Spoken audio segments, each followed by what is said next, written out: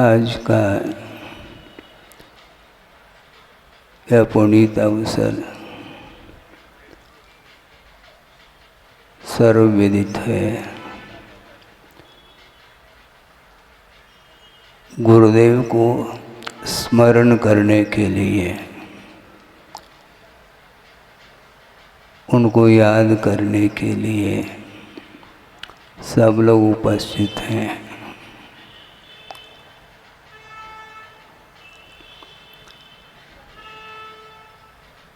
गुणों की ओर दृष्टि होना बहुत कठिन होता है, क्योंकि गुण अमूर्त हुआ करते हैं। यह दिगंबरत्व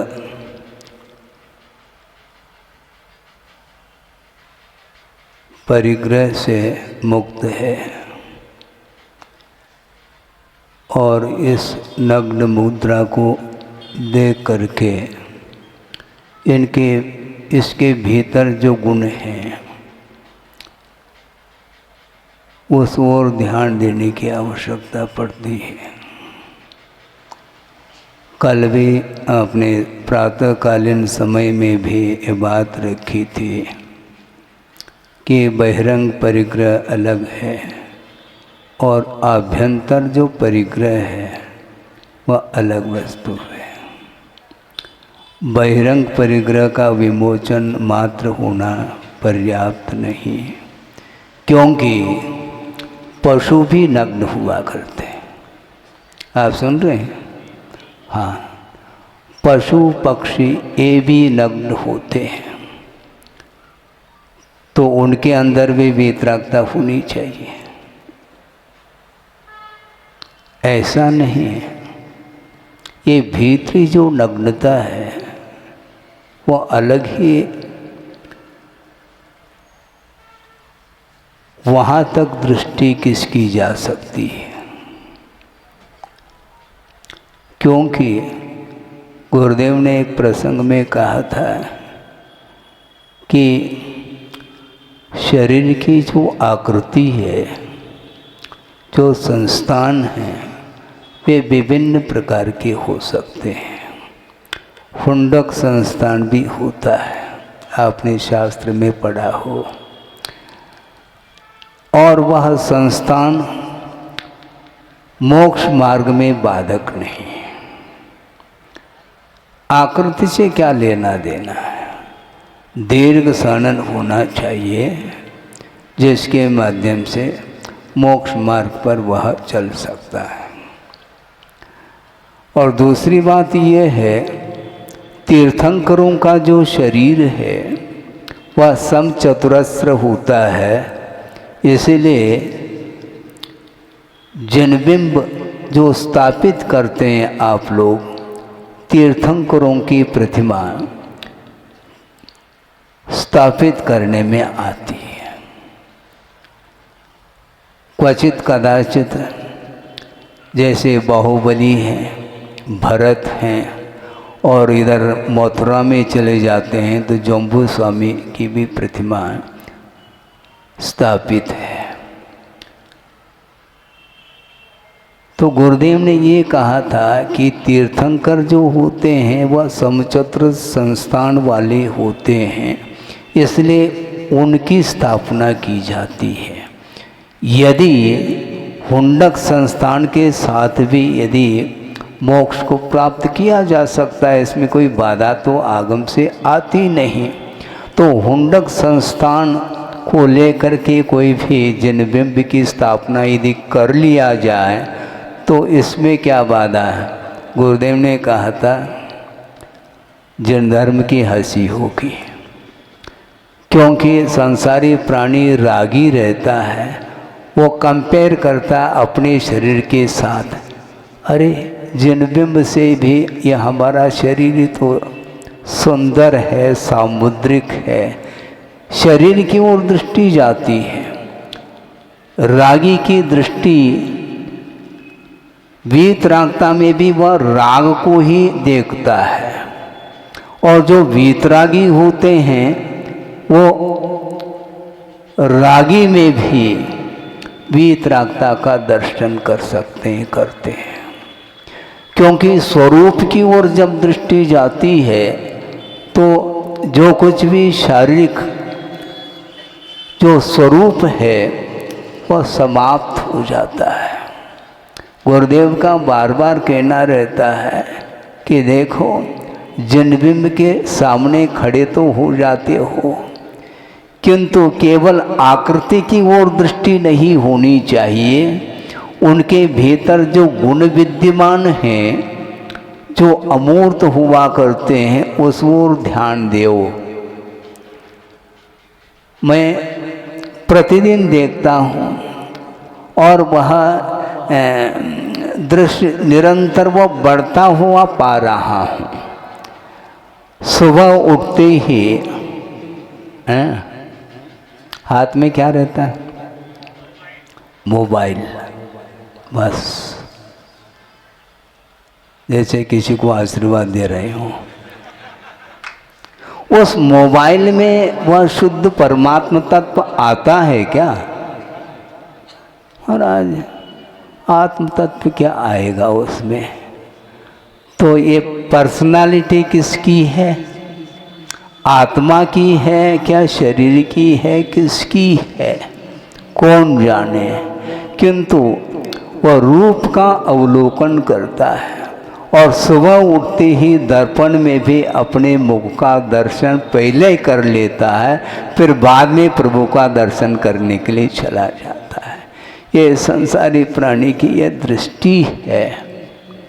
देखने में क्या आता है? 5 इंद्रियों के माध्यम से कभी भी आत्म तत्व पकड़ में नहीं आ सकता, शरीर ही पकड़ में आता है। इसलिए ये बाहरी रूप लावण्य को देख करके वह और आकर्षित होता चला जाता है। सोचो, विचार करो, तीर्थंकर जो होते हैं उनका दिव्य शरीर होता है,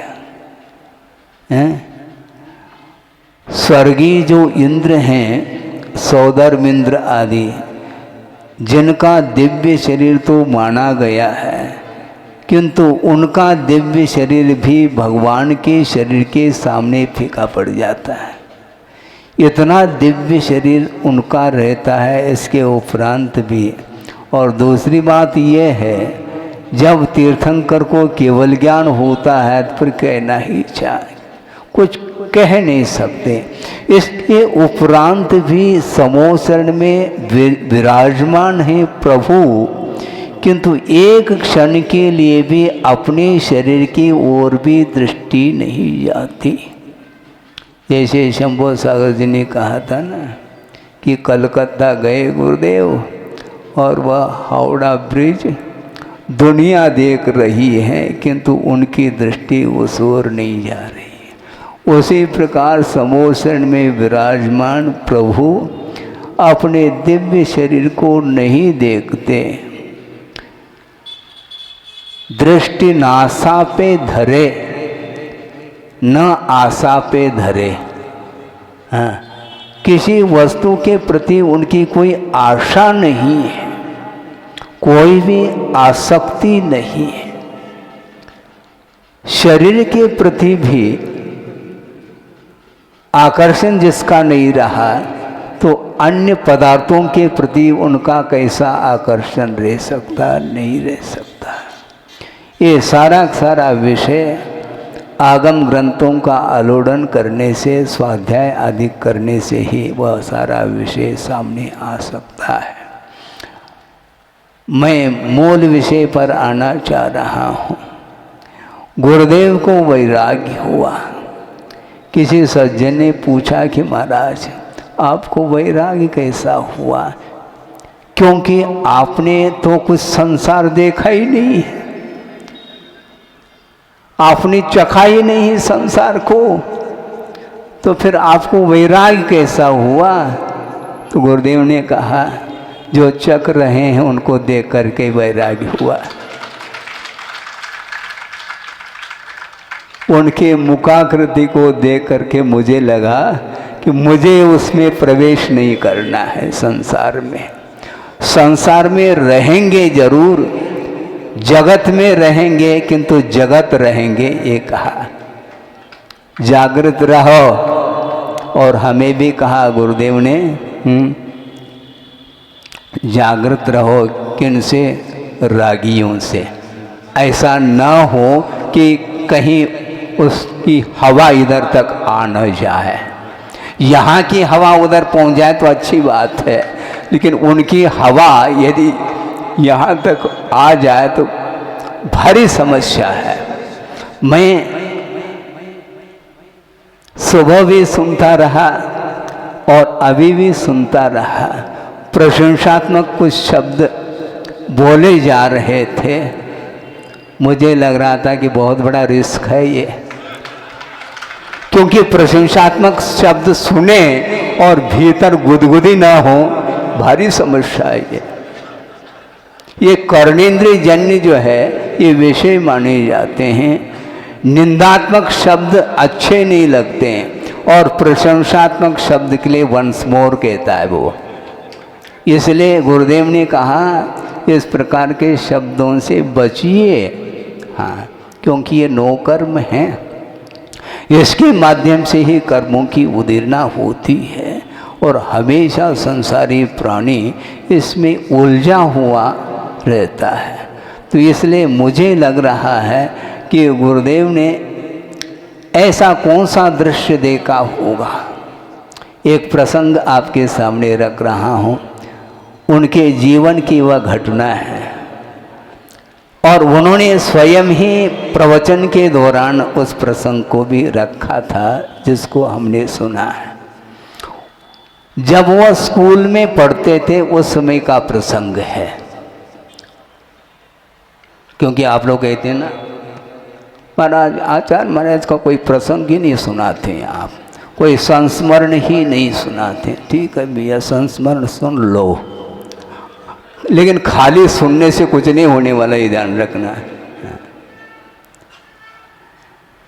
स्कूल से लौट रहे हैं घर की ओर, और वो अकेले नहीं थे, उनके साथ 8-10 मित्र मंडली जिसको बोलते हैं, उनके साथ वो घर लौट रहे हैं, और बीच में एक आम्र वृक्ष देखने को मिलता है, और उसमें अच्छे आम लगे हुए हैं, कच्चे भी हैं और पके हुए भी हैं, और सारे मित्र वहीं पर उस आम्र वृक्ष के नीचे बैठ जाते हैं, और एक के मन में भाव आ जाता है कि एक पत्थर के माध्यम से आम को तोड़ लिया जाए तो अच्छा है, क्योंकि छोटे थे, पेड़ पर चढ़ नहीं सकते थे।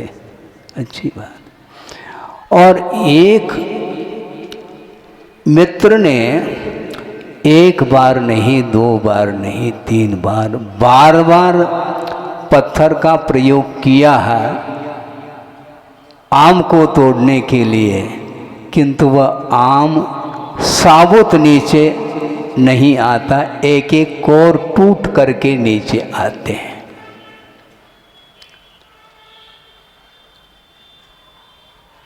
और गुरुदेव वहीं पर बैठे थे, उनने समझ लिया, उनको उपदेश मिल रहा है, ध्यान रखो महाराज, इसमें क्या मिलेगा, धैर्य रखो, मैं बता रहा हूँ।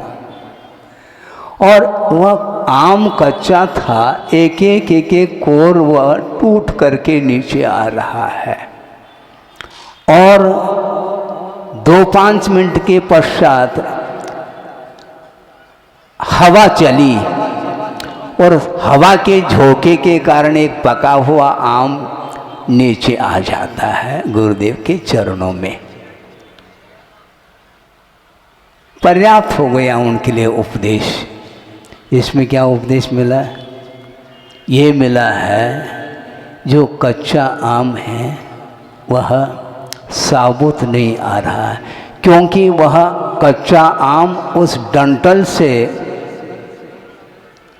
जुड़ा हुआ है, और पका हुआ जो आम है वह उस डंठल के साथ उसका संबंध होते हुए भी ना के समान हवा के माध्यम से वह डंठल से टूट करके नीचे आ जाता है। गुरुदेव के लिए उपदेश मिल गया आम्र वृक्ष से। आपको क्या मिला? उन्होंने ये पाया है उसमें कि देखो, परिग्रह, आसक्ति, अत्यासक्ति ठीक नहीं है। और की जो भूख है वो ठीक नहीं है। अटैचमेंट जिसको बोलते हैं वो ठीक नहीं है। घनिष्ठ संबंध जिसको बोलते हैं वो ठीक नहीं है। ज़्यादा किसी व्यक्ति के साथ स्नेह रखते हैं, फिर वह उसके अभाव में उसका मन नहीं लगता। संगमम वल्लभानाम गगन नगर कल्पम संगमम वल्लभानाम जलद पटल तुल्यम यौवनम वा धनम वा सुजन सुत शरीरादीन विद्युत चलानी क्षणिक मिति समस्तम विद्य संसार वृत्तम। संसार की वृत्ति को समझ लो। क्या कहना चाह रहे हैं आगमकार? गगन नगर कल्पम संगमम केशाम वल्लभानाम संगमम। स्त्रियों का जो समागम है वो गगन नगर अर्थात आकाश नगर के समान है, बादलों के समान है, क्षणिक है। जलद पटल तुल्यम यौवनम, ये जल के जो ऊपर बुलबुले आते हैं उसी प्रकार ये यौवन अवस्था है, धन है, आदि आदि, इनका समागम भी इसी प्रकार है।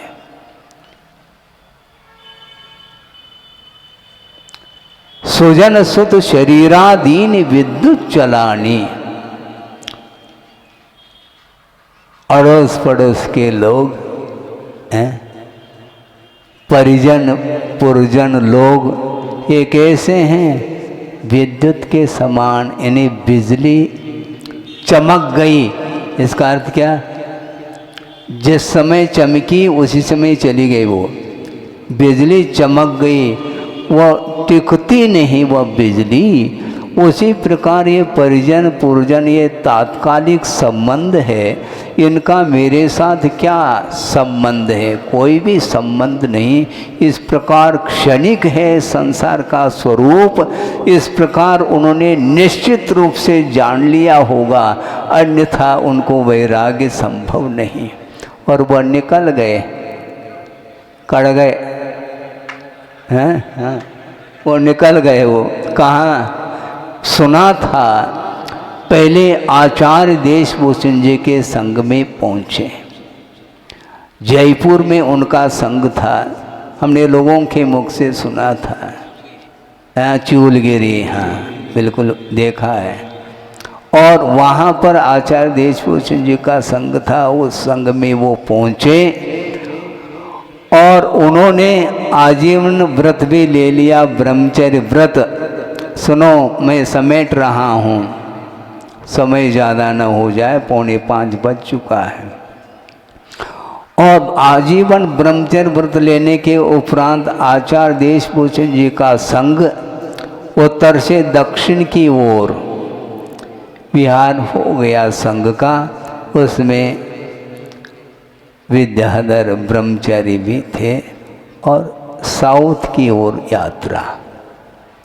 और यात्रा करते करते श्रवण बेलगुला गोमटेश पहुंच गए। वहाँ पर दर्शन करके वापस उनका संग पुनः लौट रहा था। उस समय सुनते हैं आचार्य देशभूषण जी का बहुत बड़ा संग था, किंतु उस संग में सारे जो भी छुल्लक कैलक मुनि महाराज, ये सारे वृद्ध थे और वो दक्षिण मुल्क के ही थे। और इनको रुचि थी आचार्य महाराज को अध्ययन करने की, आगम का ज्ञान प्राप्त करने का बहुत ही तीव्र उत्कंठा उनके अंदर थी। और सुनते हैं आचार्य देशभूषण महाराज ने कहा, यदि ज्ञान का अर्जन करना चाहते हो तो आचार्य ज्ञान सागर जी महाराज, उस समय आचार्य नहीं थे वो, वहाँ पर तुम्हारा अध्ययन हो सकता है। आचार्य ज्ञान सागर जी महाराज दीक्षित होने के पूर्व में एक प्रकांड विद्वान थे। साहित्य के क्षेत्र में, न्याय के क्षेत्र में भी उनका अच्छा कमांड था।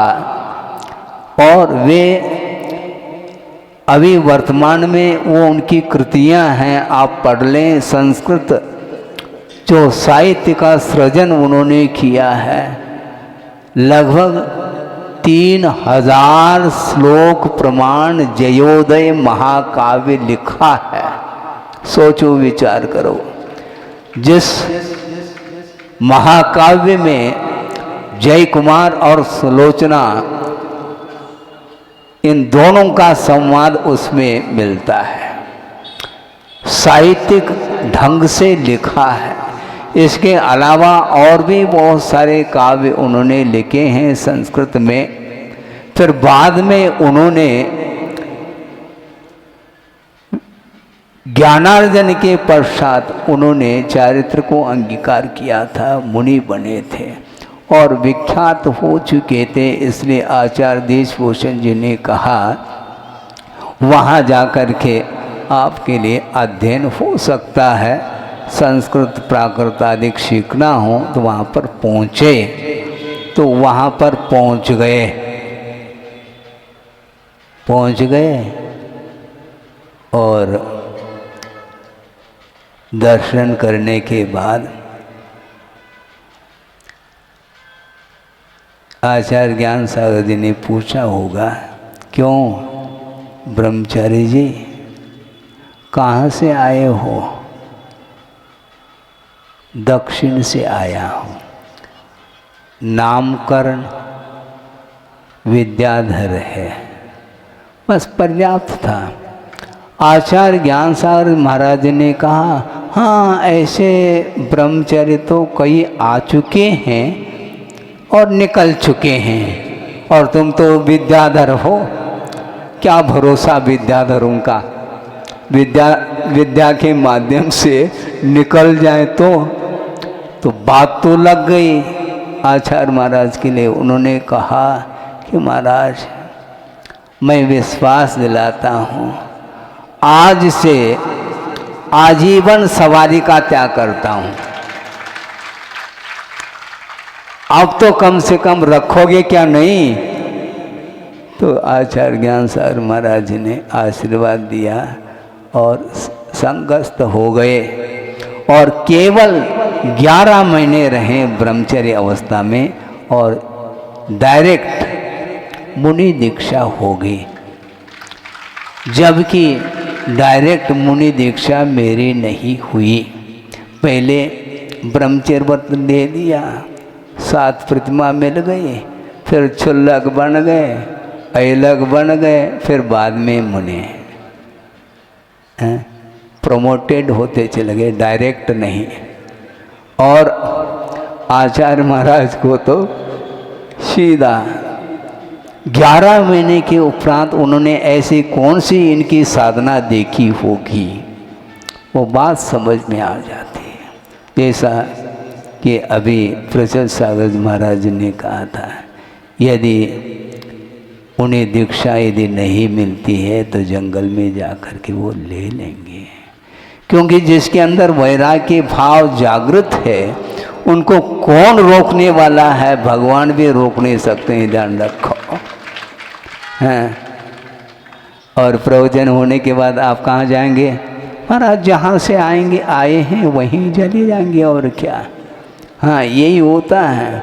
जब तक सुनते हैं अच्छा लगता है, सुनाते रहो महाराज, हम सुनते रहेंगे। 4 महीने तो आपको रुकना ही है, ये पहले से आपने तय कर रखा है। और हो सकता है आपका पुण्य का उदय हो जाए, तो सब कुछ हो सकता है, इसमें क्या दिक्कत है। बात ये है कि वैराग्य के भाव जागृत होना अत्यंत कठिन है। ज्ञान का क्षोभम होना फिर भी पुरुषार्थ के अधीन है, हो सकता है, किंतु वैराग्य प्राप्त होना ये सबसे कठिन कार्य है।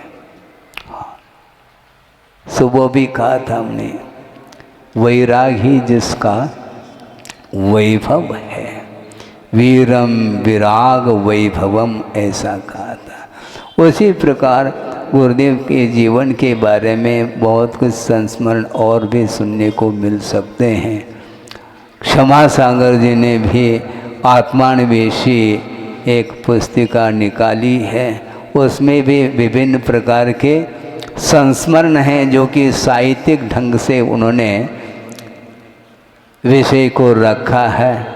और एक ज्योतिर्मय निर्ग्रंथ करके भी एक किताब निकली है, जो गुनाह के एक एडवोकेट रहे, मिश्रलाल एडवोकेट, आज वो रहे नहीं, किंतु उनकी वह कृति हैं। इसी प्रकार की और भी कृतियाँ हो सकती हैं। तो हाँ, विद्याधर से विद्यासागर, ये जबलपुर के कवि रहे, सुरेश जी सरल जिसको बोलते हैं। तो इस प्रकार साहित्य के क्षेत्र में कई लोगों ने गुरुदेव के जीवन गाथा के, जीवन वृत्त के विषय में लिखा है, और लिखते रहो, किंतु गुरुदेव तो लगते थे। वो लिखना एक और 2-5 मिनट ले लूँगा, मैं समाप्त कर रहा हूँ। आचार्य महाराज ने जो साधना की है वो तो अपनी जगह है, इसमें कोई वो बेजोड़ साधना है, किंतु उन्होंने अपने जीवन काल में जो पूर्वाचार्यों की जो कृति, समय सार, प्रवचन सार, पंचाष्टकाय, अष्टपाउड़, द्वादशाण प्रेक्षा, ये कुंद कुंद भारती जिसको बोलते हैं, कुंद कुंद साहित्य, इसके साथ साथ समंत भद्र साहित्य, रत्नकर्ण श्रावकाचार, स्वयंभू स्तोत्र, आत्म मीमांसा आदि, और भी, हाँ वो तो है ही। इस प्रकार आगम जो संस्कृत और प्राकृत निष्ठ जो आगम है, उसका अनुवाद उन्होंने किए हैं। हमें विस्मय होता है।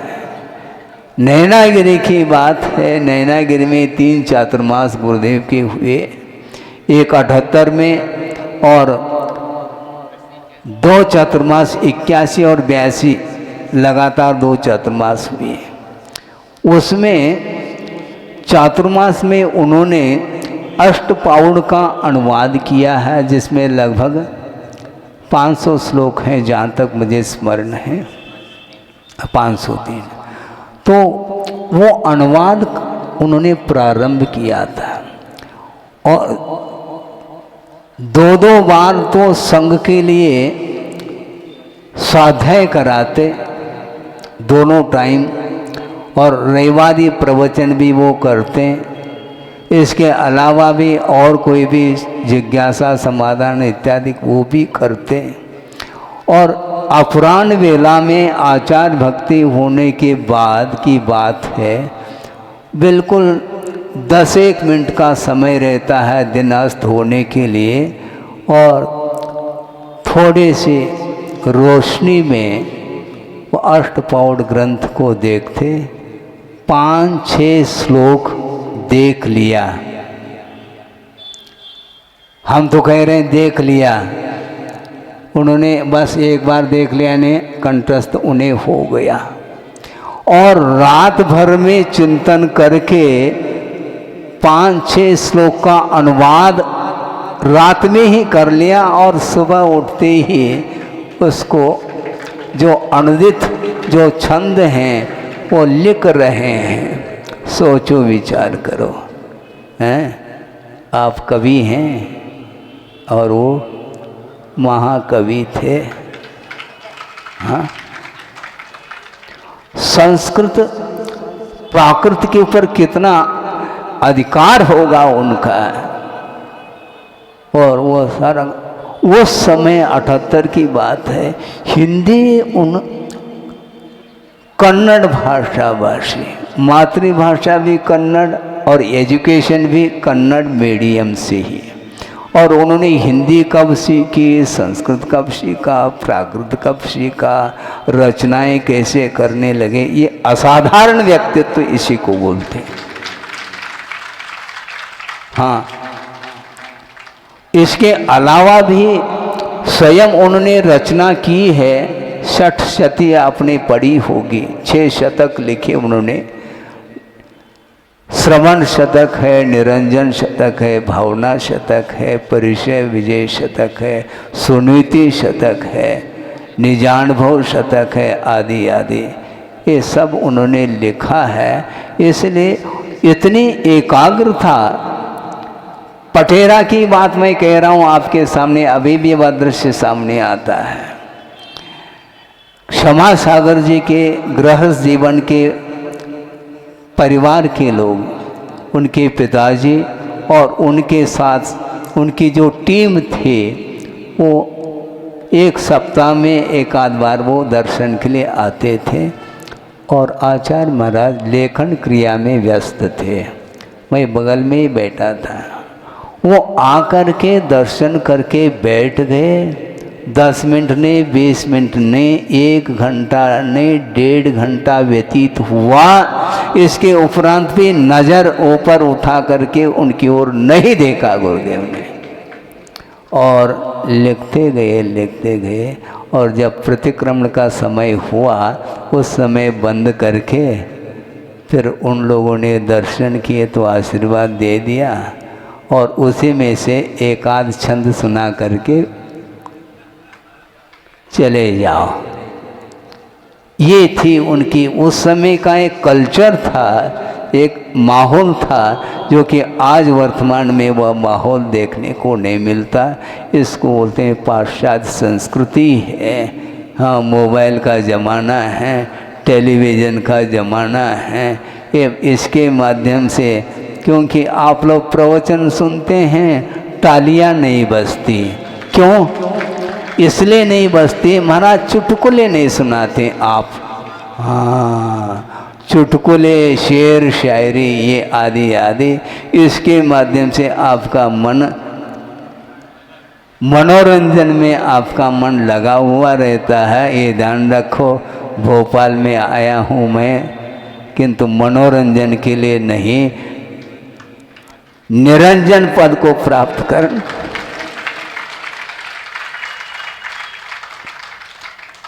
अनंत काल व्यतीत हुआ, मनोरंजन करते करते उस ओर नहीं ध्यान देना।